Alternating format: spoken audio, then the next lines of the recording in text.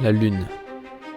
Cet astre que nous voyons quotidiennement au-dessus de nous a intrigué les hommes au fil des siècles et continue à intéresser un bon nombre d'entre nous aujourd'hui. Mais comment cette Lune que nous voyons quotidiennement s'est-elle formée? Et quelles sont les conséquences de sa présence sur la Terre?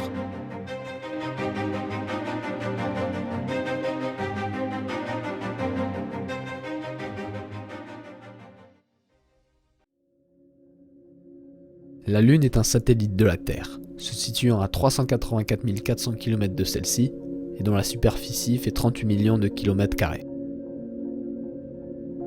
Mais il a fallu de nombreuses années avant qu'elle n'atteigne sa forme sphérique et qu'il n'y ait plus d'activité à sa surface. Il y a 4,31 milliards d'années, un corps céleste de la taille de Mars heurtait la Terre à une vitesse de 40 000 km/h, propulsant alors un nombre colossal de roches dans l'atmosphère.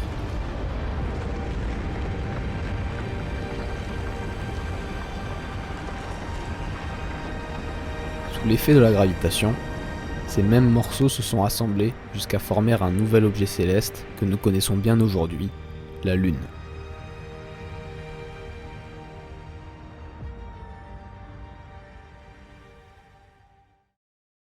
Mais à ses premiers instants, celle-ci n'était pas dans l'état tel que nous la connaissons aujourd'hui. D'abord constamment bombardée de projectiles qui ne se désintégraient pas à son contact, car dotée d'aucune atmosphère, la surface de la Lune était dans un perpétuel mouvement, jusqu'à ce qu'elle finisse par se solidifier.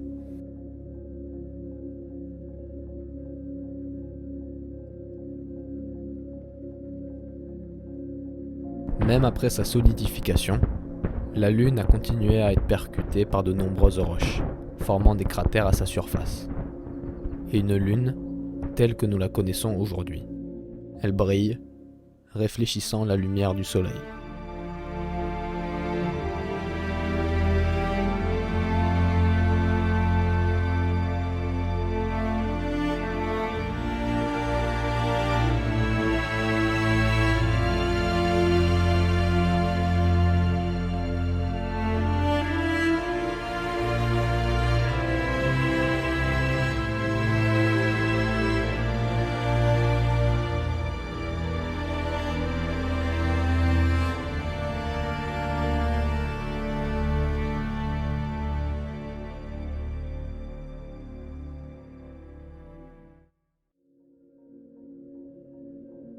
Aujourd'hui, la Lune a le rôle de satellite de la Terre, et nous la percevons sous une forme différente au cours du temps.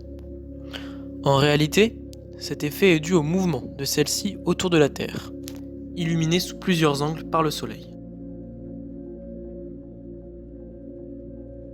La Lune fait un cycle, qui se décompose en 8 étapes distinctes. La nouvelle Lune, le premier croissant, le premier quartier, la gibbeuse croissante, la pleine lune, la gibbeuse décroissante, le dernier quartier et le dernier croissant. Chaque phase correspond à une certaine portion de lune éclairée par le soleil. Lors de la pleine lune, toute la face visible de la lune est alors éclairée, alors que lors de la nouvelle lune, la partie éclairée n'est pas visible du point de vue terrestre. On ne peut donc pas voir la lune. Tous les 29,5 jours, la Lune reprend la même position relativement à la Terre et au Soleil. C'est ce qu'on appelle le cycle révolution synodique de la Lune, ou la lunaison.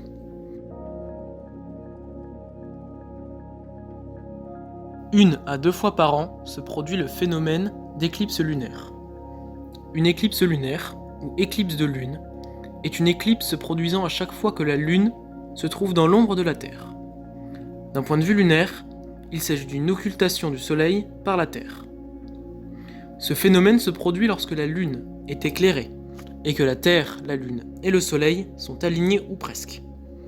La Terre est interposée entre la Lune et le Soleil.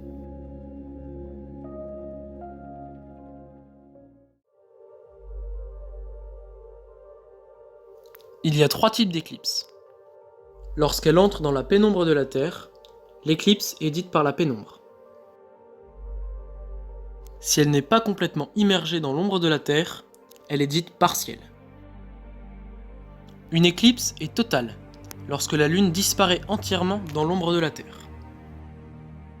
Ainsi, la Lune disparaît à cause de l'ombre de la Terre, contrairement à la nouvelle Lune, qui est due à l'éclairement du Soleil, qui se fait sur la partie non visible de la Lune, du point de vue terrestre. C'est également par un phénomène de dispersion de la lumière qu'on peut ainsi observer lors des éclipses de Lune le phénomène de lune cuivrée.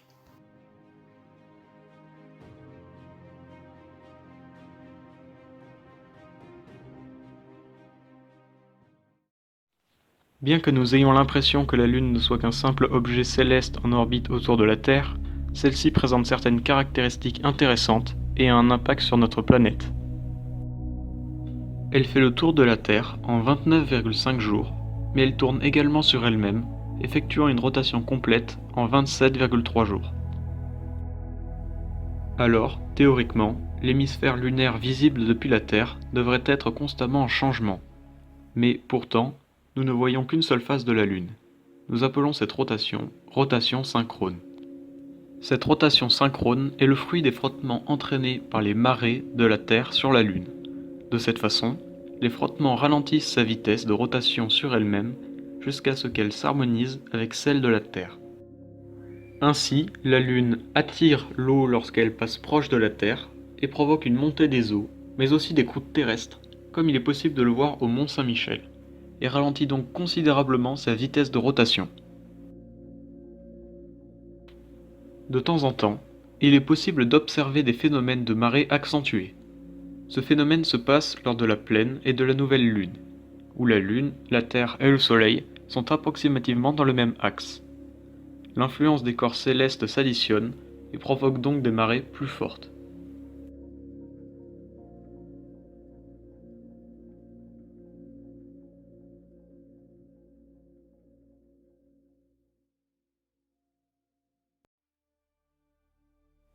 Nous ne voyons donc qu'une seule face de la Lune. De ce fait, il est impossible de voir ce qui est appelé la face cachée de la Lune depuis la Terre, et seulement un hémisphère qui oscille autour de notre planète. La face cachée de la Lune est demeurée invisible aux hommes pendant longtemps. Jusqu'à ce que le 7 octobre 1959, la sonde soviétique Luna 3 prit les premières photographies de la face cachée de la Lune. 17 d'entre elles étaient exploitables, couvrant malgré tout 2/3 de la surface invisible.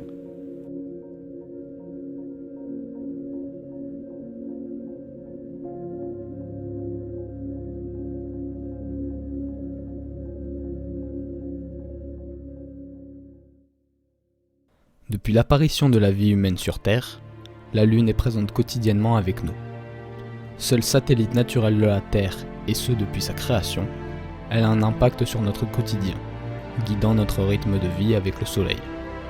Cette Lune, unique, nous apparaît pourtant différemment au cours du temps, réfléchissant une lumière qui continuera à briller au fil des siècles.